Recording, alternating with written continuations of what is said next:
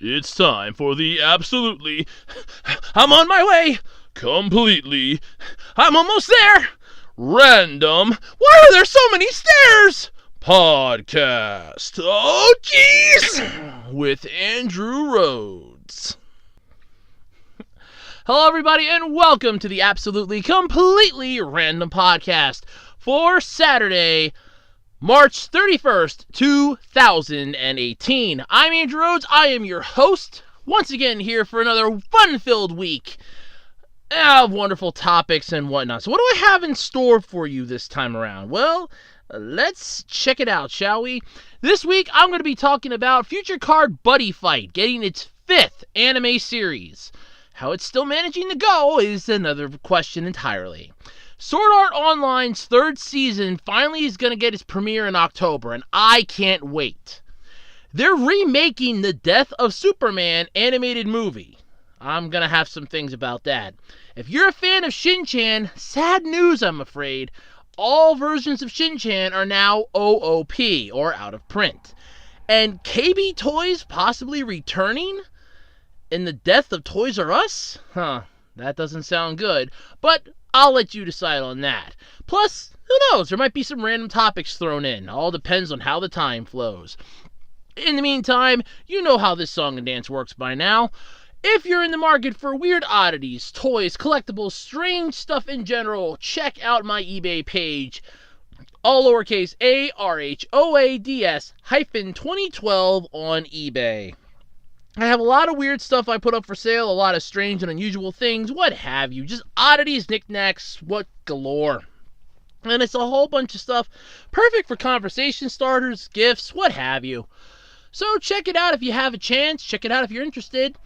Or, hey, you know what? Just swing by and say hi. Okay, well, you can't actually say anything, but just swing by if you just want to check it out. That's ARHOADS-2012 on eBay. You can also follow me on Twitter at Otaku Rhodes, and you can like my Facebook page, WebDesigner18 on Facebook. So how did my week go? Well, not well, actually. I kind of mean that. It did not go well. This is sort of the week, I'd like to say the week from hell, but I think that would be an understatement. So how did my week go? Not well. I got a bit of a mental issue I had to deal with. Some stress from a couple years ago is coming back to haunt me. Horribly, I might add. It is not settling too well with me. It is kind of making me feel very unhappy, very unwelcome, what have you. So, it's just really, it was a bad week. Worked this week, so on and so forth. So it's all, same, it's basically same shit, different day. Have been checking out my Contest of Champions game. I gotta say, my Alliance is actually doing pretty good. I'm actually kind of proud of them. We have been doing some of the Alliance quests this week because the one officer I have, Captain Steel 4, wants to get some catalysts, so we've been doing some of the Alliance quests, which is fine because those actually do help increase the strength of a lot of the people that help out in it, whatnot. I know my one fan did go into the game, so that's actually pretty cool. I know we ended up losing a member of my Alliance this week. I'm trying to remember which member it was, because, I mean, the thing is that with my Alliance, with the Wasabi Warriors, I'm the leader of it, but the second in command that kind of watches over, because they're on it more than I am, is Captain Steel 4. And basically, I leave a majority of the stuff to them. Now, I have let them know that, okay, this one you can't, get rid of. They're still new or everything. Give them a chance and stuff like that. I don't know, because I know he kicked... I don't even know if it's a he or she. I know they kicked one out. Like I said, I don't remember which one it is off the top of my head, so I don't have my tablet in front of me. I do apologize if it was you. They had a good reason. I don't know what the reason is. If they kick somebody that I'm not a fan of, I will let them know. hey, don't kick this one, so on and so forth. So, if it was somebody out there that joined my alliance and you're upset because you were kicked out, I didn't do it. I didn't authorize it. Captain Steel 4 has the wayward and the, ability and the authority to kick people out. I do leave them it's like, okay, don't kick this one out, because they're still new. Give them a chance. They don't play it that much. Give them a chance, let them grow. We can play it our own way. But like I said, they obviously had a good reason for kicking this one out. So I do apologize if it was somebody that listens to my podcast. I am sorry. Like I said, I have final say, but in all honesty, when it comes to a lot of that stuff, I let Captain Steel 4 handle it because they're pretty much the, person there for it. So I do apologize. Like I said, if it was somebody that listened here, I am sorry. Believe me, there is a list of people, okay, don't, kick this one out, don't kick this one out, don't kick this one out.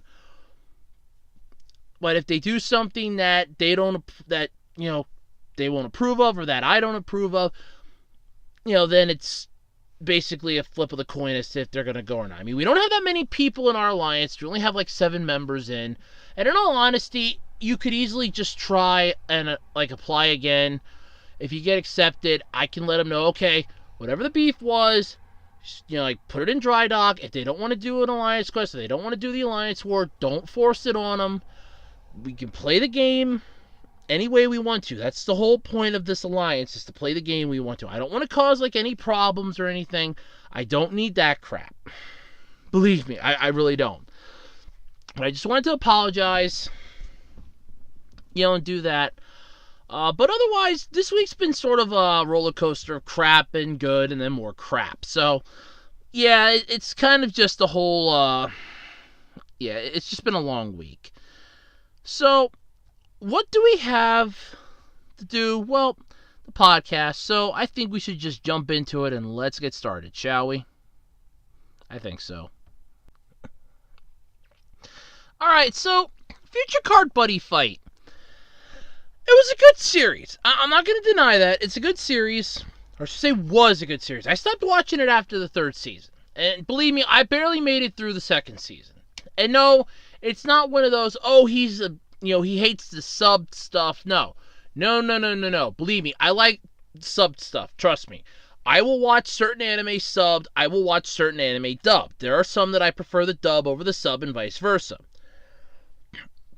What annoyed me with Future Card Buddy Fight and why I got out of it was because they decided to do a complete change-up of the characters past Season 2. Where you're having the main character, Gal Mikado, gets a new buddy. And I just couldn't get with that. And he even got a new buddy then for the 4th season, which at that point I just threw my hands up in the air. As I saw the first episode of that because it was up on YouTube, so I'm like, oh, well, let's see if maybe they changed their minds and pulled their heads out of their ass. And no, Bushiroad decided, we're not going to do that, so I just threw my hands up in the air and said, yep, forget this crap. I'm not even going to come back. But the 1st season and the 2nd season weren't bad. Keep in mind, like I said, I barely got through the 2nd season. Because the 2nd season is where they decided to go off the tracks. But anyway, the fifth anime series for Future Card Buddy Fight is getting its start on April 7th. Yes, that's right. Next Saturday, believe it or not. The new series is titled Future Card Buddy Fight X All-Star Fight. So Bushiroad revealed at the Anime Japan 2018 event that its Future Card Buddy Fight franchise will get a new television anime adaptation titled Future Card Buddy Fight X All-Star Fight, which is going to premiere, like I said, on April 7th. It's going to stream on the franchise's official YouTube channel with both a Japanese and English version. So, first off, Bushiroad's finally pulled their head out of their ass on that end, which is good. It was probably pretty far up there. They're probably having a hard time breathing. So, what exactly does this mean? A huge thing here. Well, for starters, the English version means it's going to be English dubbed again. Yay! I know that they did this first season, it was English dubbed, and then you could watch it subbed if you wanted to, like on Crunchyroll or something, but I watched it dubbed. That was how I got started on it. It was a good series. I watched it every single week. It came out on a Friday. I would watch it on Saturday. I watched the entire first season. I loved the first season. In fact, that's what actually got me to start playing my Yu-Gi-Oh cards again, because it was a trading card game. Like, yeah, this is really cool, and I can try like building up my own deck again from my Yu-Gi-Oh cards, because it's kind of like inspiring me to make my Yu-Gi-Oh cards better. But then second season started, and I'm like, okay, this is really cool, because I was still riding the high train, because there's literally like maybe a week that they had in between, not even that.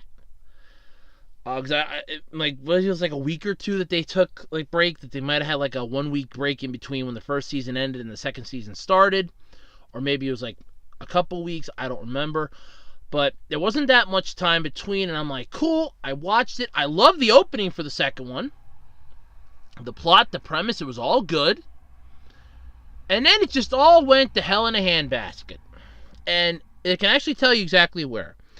Starting with episode 26.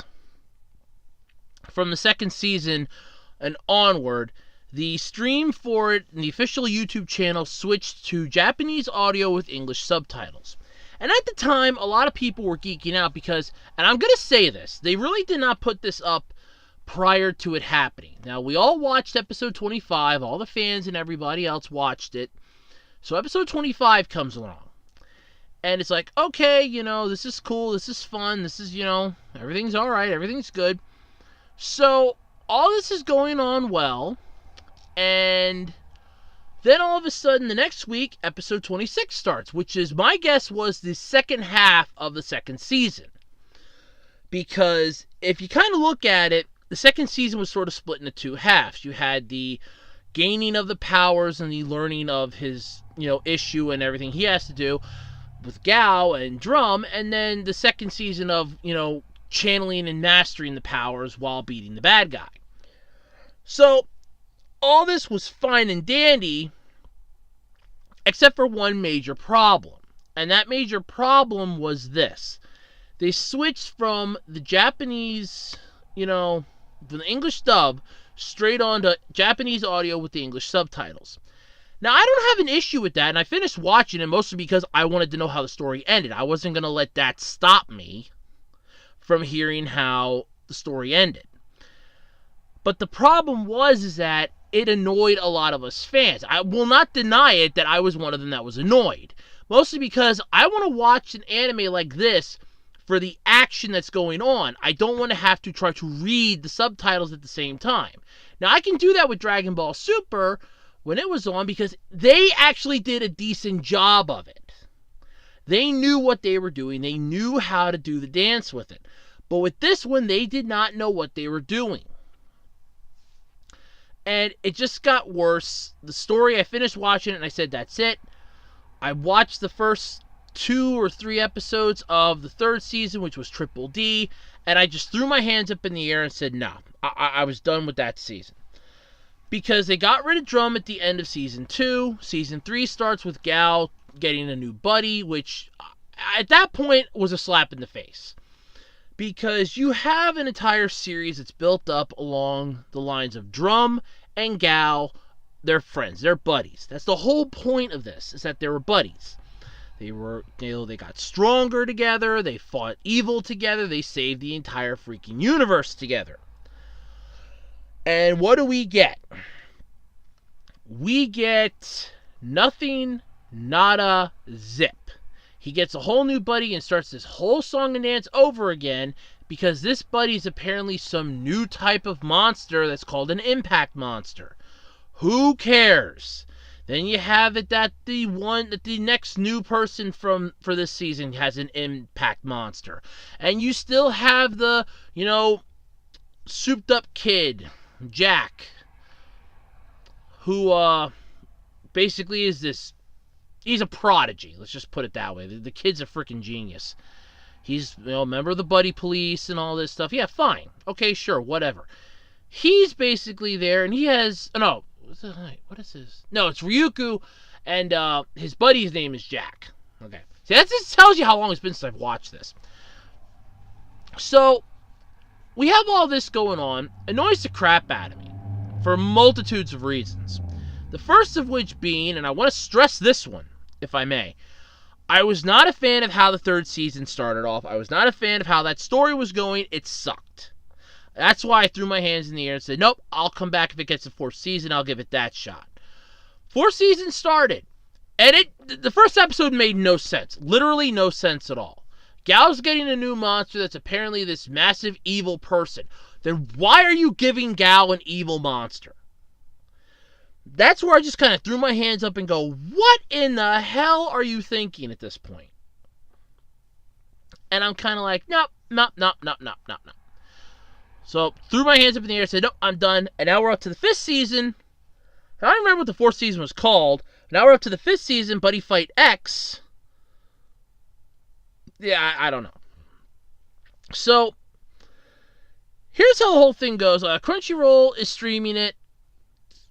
Buddy Fighter, Future Card Buddy Fight X was the fourth one. Okay, so Crunchyroll was streaming that as it aired in Japan, and it was also streaming on the official YouTube channel.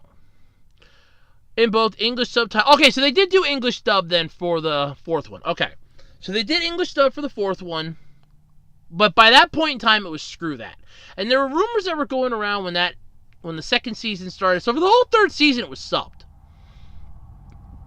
But there was rumor going around in the second season that the voice actors were on strike, that Bushiroad was closing up their American shop, that they weren't going to be having the anime dubbed anymore. And at the same time Bushiroad was doing this, they were also doing Cardfight Vanguard.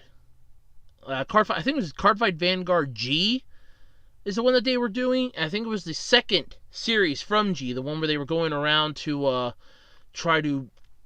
I don't remember what the plot of that one was either, because I stopped watching that one too. Because Bushiroad just left a horrible taste in my mouth. Yeah, so from the second season onward, Future Card Buddy Fight Triple D, the third television series, premiered in 2016. And they streamed it in English subtitles as it aired in Japan. So the whole third season subbed. But who cares about that anymore? If you're interested, the new season started. But if you're collecting the cards... well, get ready to start dropping your money, because here's the thing. The booster packs are going to ship on April 7th.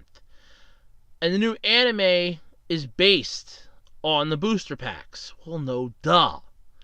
So the booster packs are coming out the same day that the anime's dropping. And at that point, I'm just thinking, okay, so they're going to go and they're going to watch the first episode.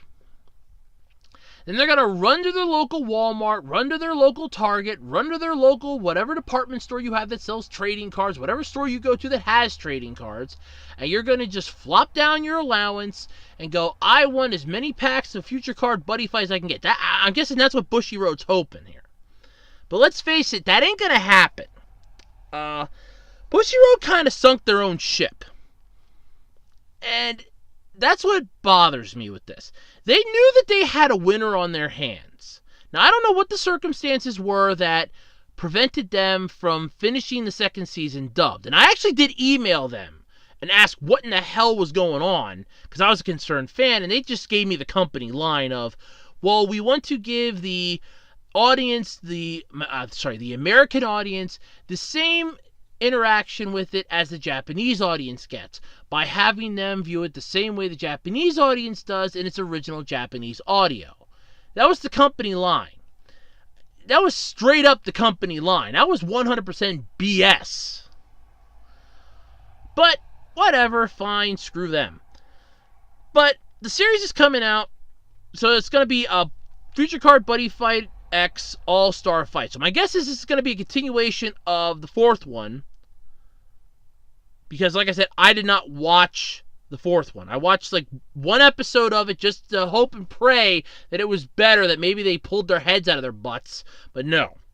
So it kind of sucked. I'm done watching Buddy Fight at this point. The whole series is soured now to me. Even the first... I can't even watch the first season anymore because it's just soured to me. Because I look at that and I think, oh, great, this is the show that got ruined halfway through the second season. And it just kind of, it just does it in for me. It really does. I just can't I just can't do it. But if you're interested in it, 5th season starting up on April 7th, so there's something you can look forward to. Personally, I'm steering clear of this one. As far as I'm concerned, it can take a flying leap off of a very, very, very short pier and see if it survives the impact into the very deep water. Sword Art Online. You know, so many people hate this series. I don't know why. I mean, I can understand to a point, but seriously, I like this show. And yes, it's got that spin-off adaptation, Sword Art Online Alternative, Gun Gale Online. That's about to begin. Fine, whatever. Let it have that. But what I'm happy about is the 3rd season of the proper SAO. Ah, yes. Sword Art Online Alicization, which adapts the novel's 4th arc when it hits Japanese TV this October. So the main voice cast includes Yoshi Sugu Matsuoka as Kirito, Haruka Tomatsu as Asuna, Ai Yano as Alice Zunberg, and Nobunaga Shimazaki as Yu-Gi-Oh! E-U-G-E-O. While we prepare for a somewhat long wait, Aniplex of America shared an English version of the teaser trailer, which I've seen. It's not bad. So, I like Sword Art Online. I just can't say that enough. It's a great series. I don't know why people hate it. It's a decent video game-based anime. It's basically like... I want to say it's akin to Dot Hack in a way. Because in the first part, they can't log out of Aincrad, which was similar to Tsubasa's issue in the original Dot Hack, where she couldn't log out of the game. And it just gets so much better and better as the series goes on. I like it. It's a good series. I was looking forward to Season 3. I'm like, okay, first and second season were good. We had the movie Ordinal Scale, which I have yet to see, but I've heard so many good things about. And it's just so wonderful of a series. And now we have confirmation, because this was just rumor before. Because it's like, well, Sword Art Season 3 is coming. Sword Art Online will return.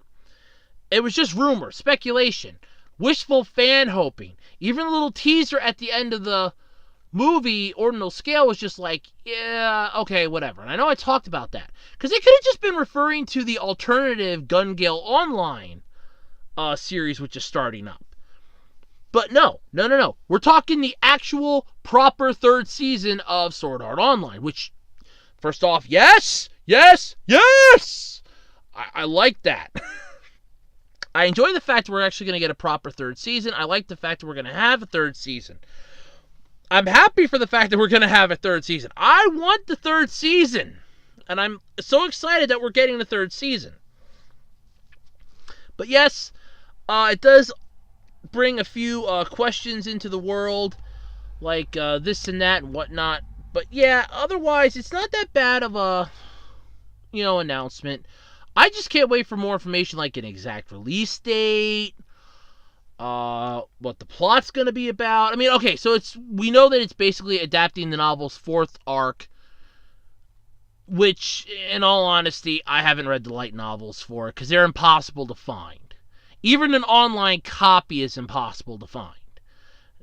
And let me phrase that. I found one, but I am not going to pay the equivalent of $700 American to read it. That's highway robbery. So, honestly, I'm looking forward to it. I like it. I always like Sword Art Online. It's a great series. For those of you that are unfamiliar with it, because you're probably scratching your heads out there going, okay, what in the hell is he talking about? The hell is Sword Art Online? It's basically an anime series adapted from a light novel. And the plot of it is, in the first season, or the first half of the first season, I should say, a whole bunch of people play a game called The World. And unfortunately, they are unable to log out. you're thinking, okay, it's a day one glitch that'll be fixed, but no. It was set up by the game's creator, Riki Kawahara, who set it up so that he could basically play God. And the whole aspect of it was that you can't log out. If you die in the game, you die for real because of how you have to log into the games with this nerve gear, which is like a 3D sensor type thing that's connected to your head, and it'll basically microwave your brain if you die. It sends a microwave pulse in and deep fries your brain. Kirito, our wannabe anti-hero, was a beta tester who only got up to a certain floor. I think it was like floor 5. And the problem is that in order to beat the game, you have to get up to the 100th floor. So, okay, you're thinking, no, it's not really that bad of a thing. Yeah, I think, if I remember the ending of the first episode, it was like 2 months later, they did not clear the first floor, and almost 2,000 people had died. That's a huge down. I mean, that's huge bad news. And there was this giant wall where the names were just crossed out as they were killed in the game. So, like, you could die from anything. You could get hit by a wild boar in the field, lose all your hit points, bye-bye, die in a duel that somebody set up because you fell asleep in this, screwed up alternate reality, you're dead. Well, Kirito ends up not wanting to be part of this whole death game and teams up with Asuna after he inadvertently sort of did some weird, stupid stuff.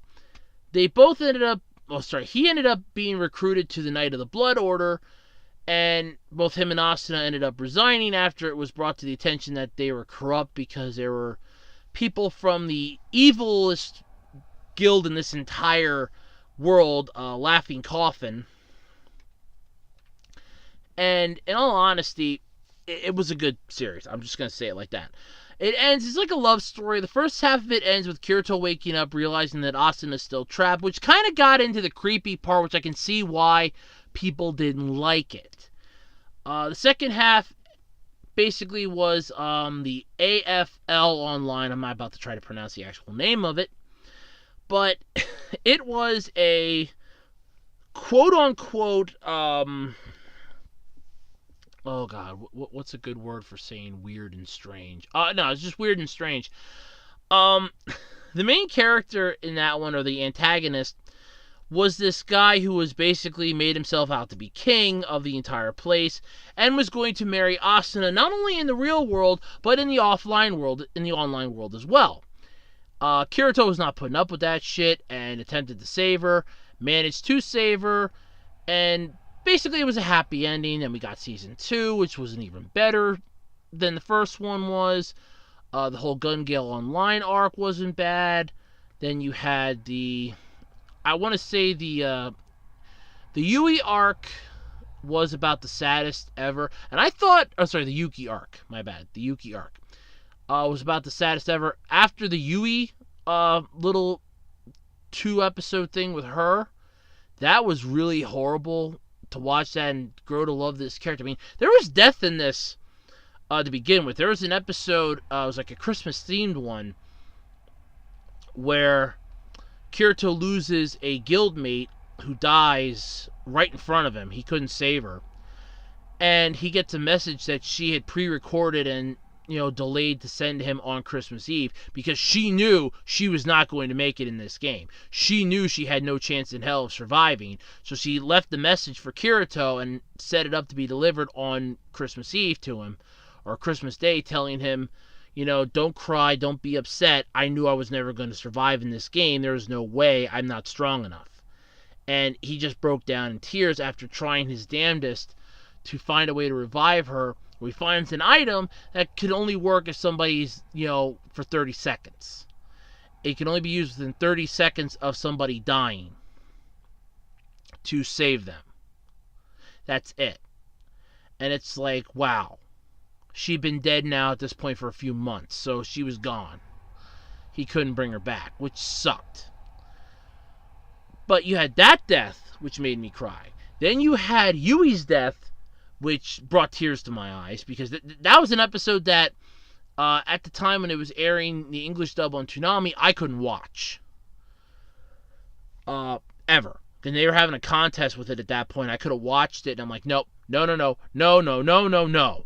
Because that's the one episode that I can't sit through without bawling like a baby. That just brings so many tears to my eyes. I cry like crazy on it. Because it was just so touching how Yui sacrifices herself to save Asuna and Kirito.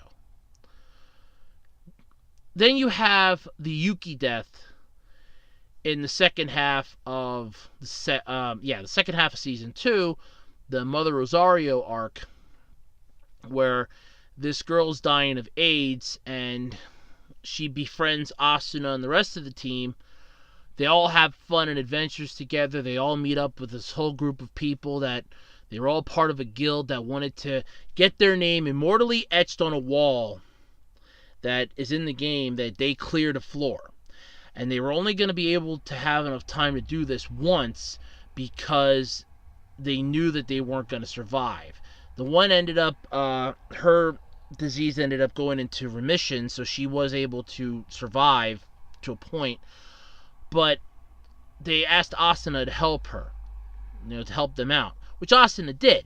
But it also at the same time enraged her mother, who wanted Asuna to stop playing these online games and start doing, actual things to better her future, like preparing to marry somebody that her mom deemed worthy of her, not Kirito. Yeah, kiss off.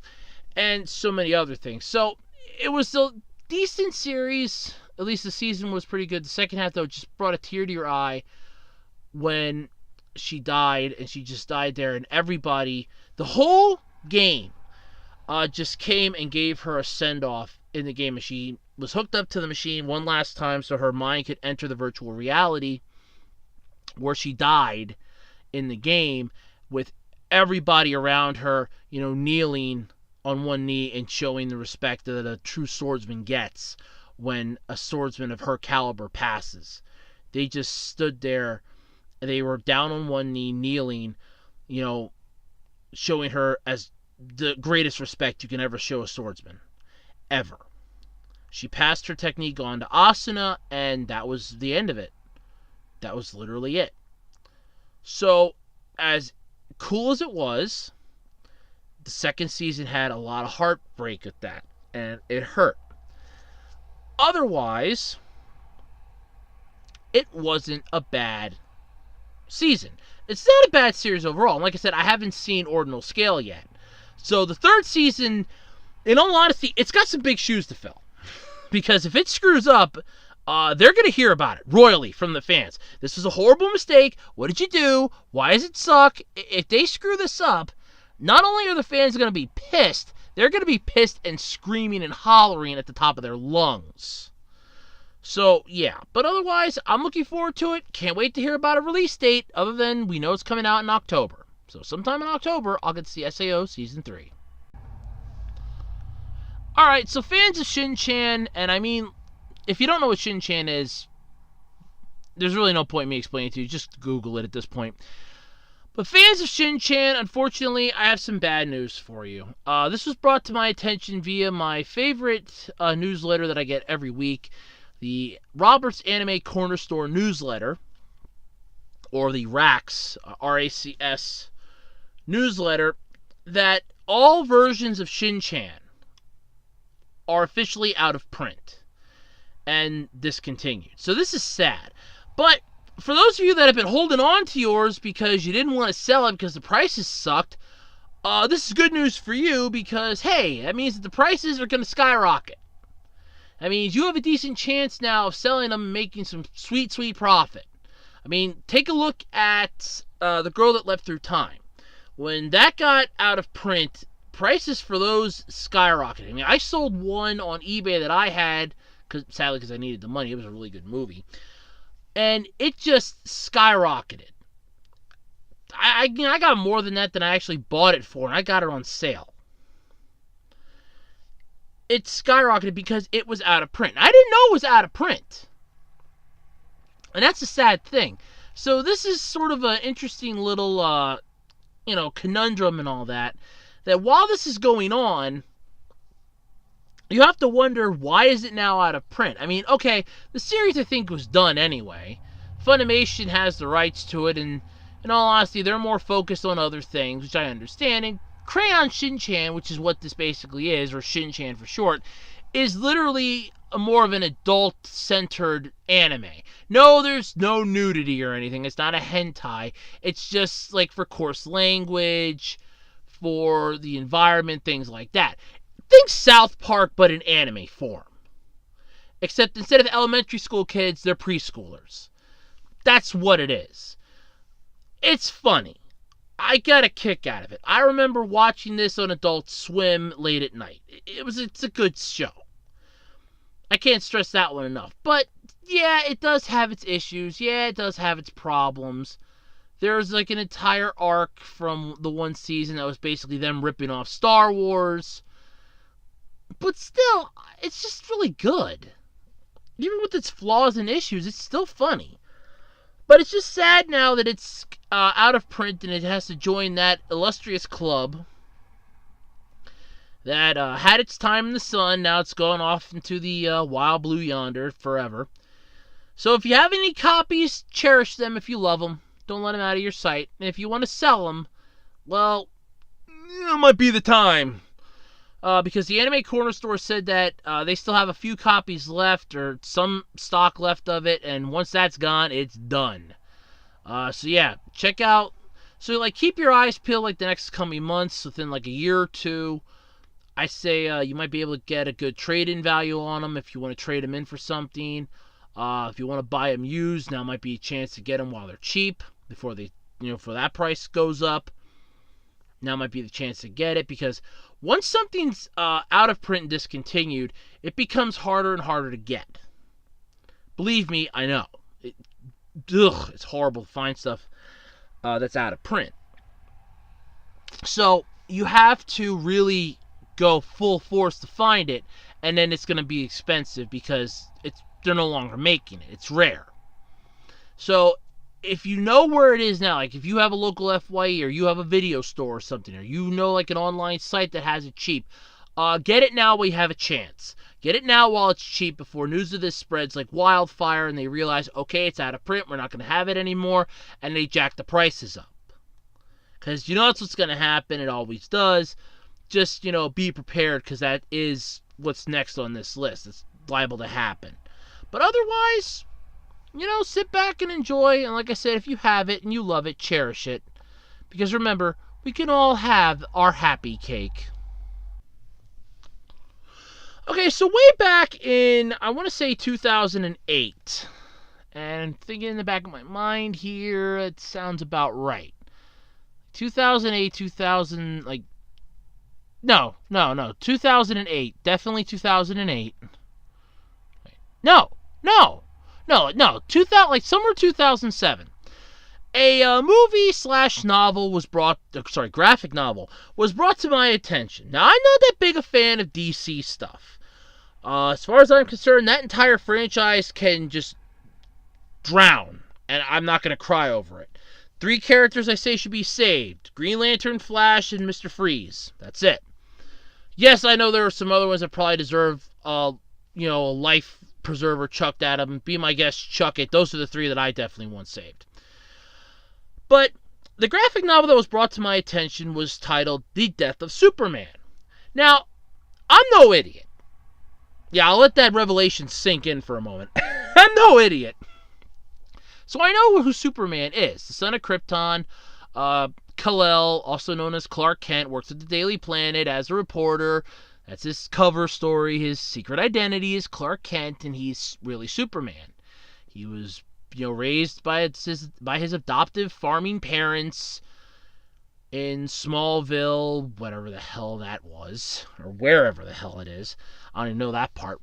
But that was the whole thing. So I know Superman. I'm not an idiot. I'm just not a big fan of DC in any way, shape, or form. But when I heard this was coming out and they were showing the trailers and the commercials and the TV spots for it, I'm like, I kind of want to see this. I kind of want to get this. I want to know how Superman finally dies. How does he finally get taken down by something like this? What is powerful enough to take his ass down? Here it's called Doomsday. And the whole thing about it. The graphic novel was very well done, but it had way too much padded out in it. Backstory about a kid that was having anger issues at the world, a whole bunch of other members of the Justice League getting their asses kicked, other superheroes trying to stop Doomsday. Yeah, it wasn't really that. The graphic novel sucked, okay? I'm just going to come right out and say it. The original movie, I didn't have a problem with that. I watched it. Although it pissed me off that they brought him back to life. Big spoiler, by the way. They brought him back to life. Apparently, Superman can't actually die. His body goes into a sort of regenerative repair mode that basically flatlines his heart and keeps it going very, very slowly. He's got like a small pulse that goes once every 6 days or something. So his body can repair itself. Brilliant idea. Meanwhile, we bury him and build a giant monolith in his honor. Well, that's a waste of taxpayer dollars right there. But anyway, they're remaking The Death of Superman. And I saw the trailer for this earlier today. I'm not happy about it. I was going to do an Andrew Rants video on it, but I thought, no, I need a topic for the podcast. I can always do a rant video later. They were explaining in the video, or in the trailer of it, I should say, well, mostly the video, why they're remaking it. And they're adding in members of the Justice League, like Cyborg, Wonder Woman, Batman, all those. Basically, the Justice League's in this. And they're fighting Doomsday, too. Which begs the question, why? No. Why? Why is the Justice League in this? Why? It's called The Death of Superman, not The League is Destroyed.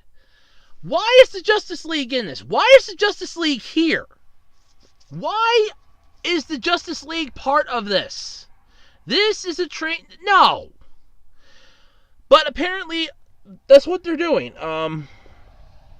It's just, they're having the Justice League. They said they want to remake it, make it a little more better, tell a little better of a story with it, try to use a little more footage, try to do some new stuff added in with it. I will admit, it kind of seems cool, but at the same time, no. Just no. This is one that I'm actually going to go with this. There was nothing wrong with the first one. Why you had to remake the entire movie just to add the Justice League? It's not bad enough that Warner Brothers' Justice League movie tanked. That's not bad enough for them. No. They want to go into the animated field now and really screw the pooch. Okay, sure. Your Teen Titans animated movies do well. The ones that actually have them depicted as teens, they're not that goofy little stupid thing like your Teen Titans Go, which why you're wasting the money on a movie for that is idiotic in my opinion. But this, remaking this, why? That's what makes no sense to me.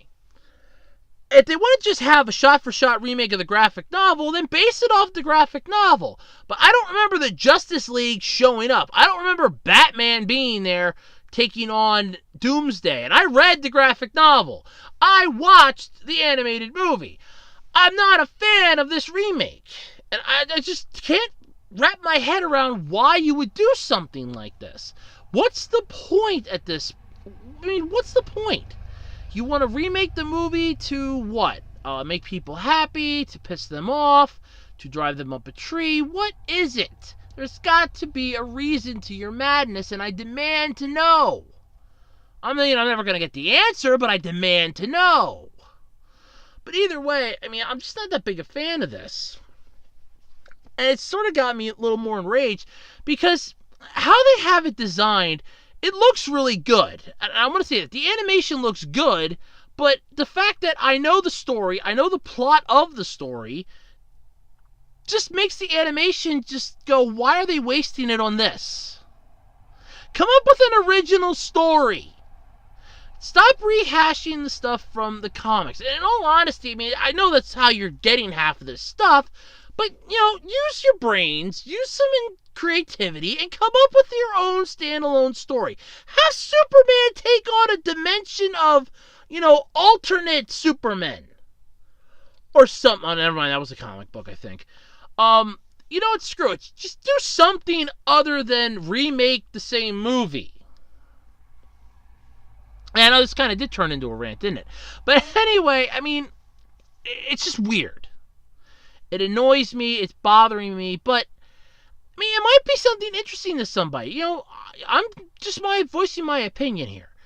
I don't see the need to have to honestly remake the whole thing all over again. Okay, sure, there's got to be a reason for it, but I don't really want to know the reason why anymore at this point when you're wasting perfectly good animation for this. Why? Sure, the original animated movie had a horrible ending, a stupid plot to it after the death of Superman, but still, at least that one had its moment in the sun. What's the point of this one? Ah, man, I don't know anymore. Alright, so I know a couple weeks ago I reported on the sad and untimely death of Toys R Us.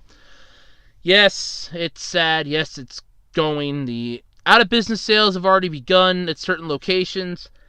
But amongst the ashes burning of our childhood to the ground, and as we stand around crying, there is a phoenix that is getting ready to try to rise up. At least, maybe. I don't know. I kind of have to agree with Pat Contry on this one. So, while we may no longer be able to call ourselves Toys R Us kids, at least in the actual aspect, we will always be Toys R Us kids, regardless. KB Toys, an old school toy store, which wasn't really that big, it was sort of like in malls and things like that, is planning a possible return. And this is courtesy of Strategic Marks LLC. They're basically, as Pat Contry put it, a zombie buying out company. Like, they'll buy out the trademarks for zombie companies. So, they put down that they've received so many calls, emails, and private messages of support as they try to save the toy industry. Due to the overwhelming response, and I'm reading right off the LinkedIn page, by the way. Based on the overwhelming response, we can't commit to replying back immediately, but we will get to all the messages as fast as we can. Many of you asked what our plan will be, and all we can say is we spent the last 6 months working on a sustainable model to bring back KB Toys the right way so we can compete with not only the big box stores, but online as well. Which, first off, that's not a bad idea. Because that's where Toys R Us kind of had its main issue. It didn't want to try to compete with like Walmart, Amazon, Target. It didn't want to do the try to compete with the online market and things like that. So that's kind of where its main issue was. And yes, I know I threw Amazon in with the big box things, but come on. They honestly have a majority of those stores. They get like the overflow of that stuff. So you can kind of throw them under both categories of online and big box. So their umbrella company has been very successful bringing back many of the most popular products and companies over the last 10 years because they follow a very strict formula to bring back the experiences we loved as a child just as you remembered them. With hashtag KB Toys, we had to also look at why they initially failed and to make sure those mistakes won't be made again. Well, they failed because they were only ever in malls. This is basically, it was like a mall toy store. Almost every mall had one. I remember there are 2 malls where I live. There's like a big outlet center even had one. So yeah, they're like in malls. Outlet centers, things like that. So basically big ass malls had a KB Toys. I remember going to the one mall that I go to, and I remember going into the one at the other mall too. So it was fun. But this is the part that I kind of got a kick out of with Pat Contry because he started losing it, him and Ian both, in their podcast, and I saw the clip of it. So they understand they're not just restarting the only other well-known and loved toy chain in the U.S., but hope to find places for those 33,000 jobs which will be lost as Toys R Us closes. Please be patient with us over the next few weeks as we get this rolling. In the meantime, if you are a toy manufacturer, supplier, distributor, industry head, or ex-KB Toys executive, we want to talk to you. And they have the email address. It's info@kbtoystore.com. If you are a current Toys R Us employee, please feel free to send us your resume and to resumes@kbtoystore.com. But also know that we won't get back to you for a little while as we finalize our concept. Hashtag save the toy industry. Hashtag bring back KB Toys. Okay. So here's the thing. Those 33,000 jobs are not going to sit on their ass and wait for you to bring this out. And that was the point that Ian Ferguson brought to the table when him and Pat were talking about this. And I have to agree. They're not going to sit on their ass and wait for you to save KB Toys and bring it back. As if you're even going to save it. Because this has a shady deal written all over. Like, yeah, we're going to bring it back. They're trying to, and I love this part because Pat was freaking out on this, that they're doing a sort of, okay, it wasn't for that. It was for another thing, to try to save Toys R Us. There's a GoFundMe page going on. And the whole thing is that there's tiers for it. And if you donate money and you get to the certain tier, you donate enough for that tier. I mean, if you know how GoFundMe works. If you get to that certain tier, there was one for a block party, and that's what Pat was losing it on. But that was to save Toys R Us, which, in all honesty, why doesn't Strategic Marxists try doing that? Oh, I answered that because they're sort of like a zombie buy company. They'll buy the trademarks and that are X amount of years old that are zombified. So, oh yeah, okay, here it is. This is the part that Pat and Ian both were losing their shit over. I found it now in this. So, now with the closing of all Toys R Us so quickly, it caught us by surprise. So we've spent the last few days with our team and leaders in the toy industry to figure out how we can accelerate the project so our stores can open for the Christmas season. Now, I want that to sink in for a moment. They want to accelerate this, bringing back KB Toys, to have them all opened for the Christmas season. Okay? The Christmas season. There's no way in hell you are going to have your entire company set up, running smoothly by the time Christmas comes around. I kind of agree with Ian. He says it's sort of like a pop-up store where you can literally, it's like a kiosk at the mall. You're just going to have like some action figures, some slinkies or something like that and call yourself KB Toys. That's what I'm kind of picturing at this point. Because you are not going to have the merchandising. You're not going to have the word of mouth. I mean, okay, sure. You're going to put it out there online, put it out on TV, and have some advertising. But is that going to be enough to draw the asses and the people into the store to buy your stuff and keep the lights on? Pay your overhead, pay your bills, pay the people, get the merchandise, and keep everything running smoothly. Look at what happened to Toys R Us.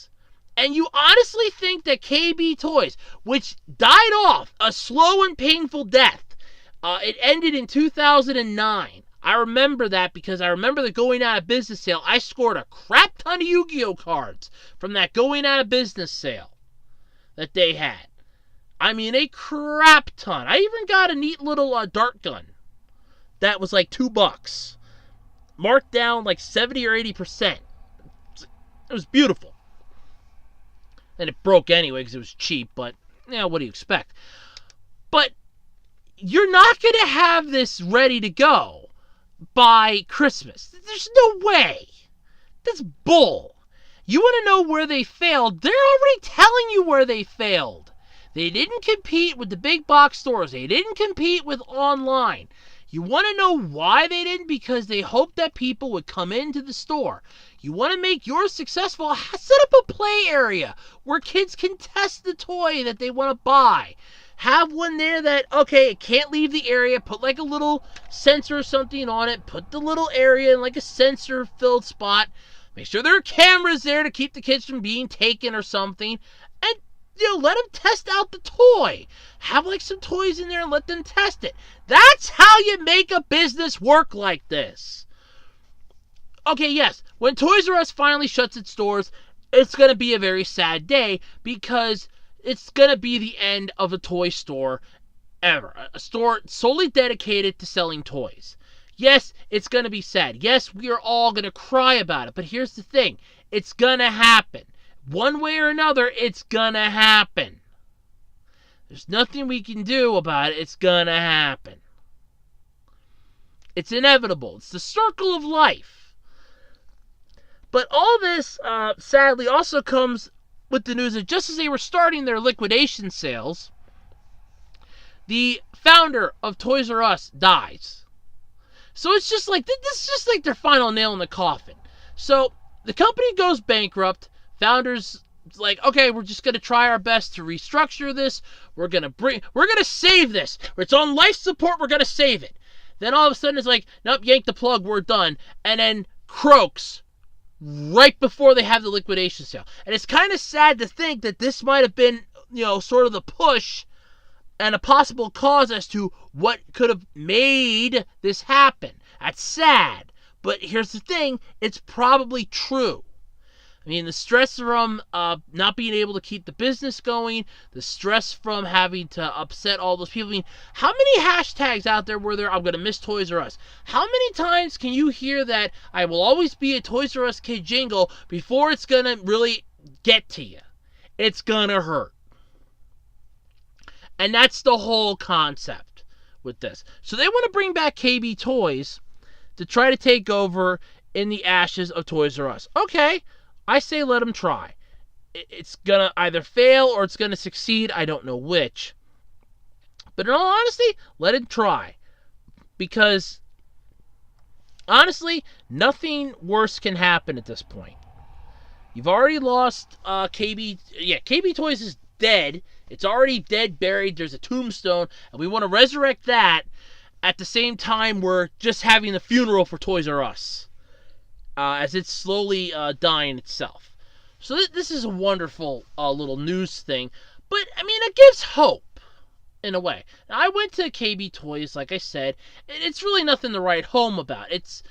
Think like a smaller version of Toys R Us, and that's basically all it is. They had basically everything that you would imagine, but a lot of the stuff, because you saw it at malls, they had like these big steel wired cages where they had like the flipping dogs and the moving stuff to try to draw people in. Because it's like, hey, look, what's making that noise?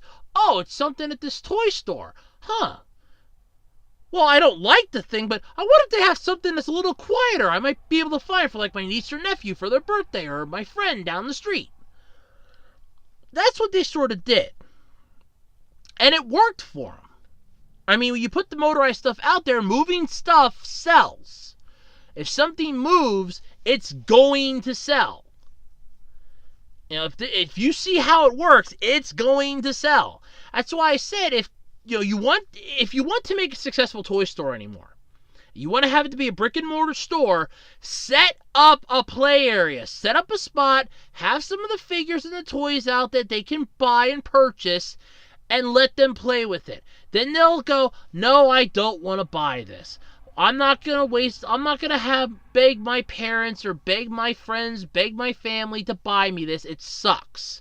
Even though it might look cool on TV, it sucks. And then you'll know, okay, that's not going to sell. Don't buy any more of it. Okay, this is going to sell like crazy. Everybody's going nuts for it. Get as much of this as we can. We'll dedicate an entire aisle to it. That's what you have to do. Hidden secret market research is basically what it is. But it's still sad. So Toys R Us is doing its liquidation. It started off, it's like 10% sale now. Doesn't mean it's going to do very far. It's supposed to go till like June, I think. So it's got a while to go yet. I don't know how much it's going to take, how long it's going to go for, but I mean, like I said, they filed literally Chapter 7. So, in all honesty, they could go, no, the liquidation's over, we're tired of waiting around, and just shut the doors. I mean, at least that was what I heard, is that they filed Chapter 11 last year, which was their, okay, we're not, screwed, but we just have to restructure. We just have to get rid of some of our underperforming stores, take a real close look at how many employees we have, lay off the ones we don't need. That's what we got to do. Then you have Chapter 7, which is they're just going to come, lock up the doors, and that's the end of it. You're out of a job. Your ass is on the unemployment line. And that's what they were up to. But with the liquidation sales, it's sort of like, okay, we want to get rid of our stuff. But then it's like Hasbro Mattel doesn't want them to get rid of their stuff because they want their stuff back. And I don't know. It's a giant confusing soap opera at this point. And it's one that's more horrible than Days of Our Lives. Yes, I've seen that show. But anyway, so KB Toys is coming back. So what do you think about that? I mean, that could be interesting. I don't know. Wouldn't be too bad, though. Alrighty, folks. Well, that's going to do it this week for the Absolutely Completely Random podcast. I had a lot of fun. I know I might have paused intermittently through some of the topics for like a second so I could catch my breath and rechannel my thoughts and possibly yawn. Or just catch myself to see where I was so I wouldn't babble like an idiot, which I apparently do. And the pausing for a second apparently works on my mom's nerves, apparently. I do that, though, from time to time where I'll think and then I'll stop for a moment and go, okay, where's my train of thought? Okay, I have it again. And so on and so forth. So I do apologize if that annoys people, but that's sort of the way I do things. So it's now I kind of had to burp, so I kind of had to hold the burp in. So, yeah. Anyway, if you have any topic suggestions for the podcast, because God knows I could probably use some, I do apologize if this week seemed phoned in. Like I said, I really didn't have many topics. I had a long week, a very long and annoying week. But if you have any topics, feel free to drop them in my discussion page on my YouTube channel. To the email address, acrpodcast@gmail.com. You can also tweet them to me at Otaku Roads on Twitter, or plop them up on my Facebook wall on the Web Designer 18 Facebook page. And until next time, I'm Andrew Rhodes, and this has been the Absolutely Completely Random Podcast. Bye, everybody!